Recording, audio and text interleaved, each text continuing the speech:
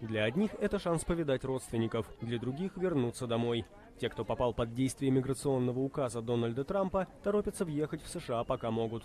Вечером в субботу апелляционный суд отклонил жалобу Минюста на приостановившее действие президентского распоряжения решение федерального суда в Сиэтле, на которое ранее обрушился с критикой Дональд Трамп. В своем твиттере президент США назвал смехотворным постановление этого так называемого судьи и выразил уверенность, что его указ очень скоро вновь вступит в полную силу. Демонстранты на улицах американских городов восприняли решение апелляционного суда как победу, но они понимают, что это возможно не навсегда.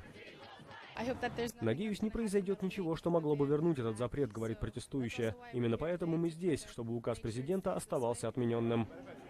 Суд дал Министерству юстиции время до понедельника, чтобы повторно обжаловать решение. В Белом доме считают, что оно подвергает риску людей и ставит под сомнение позицию президента по обеспечению безопасности в стране.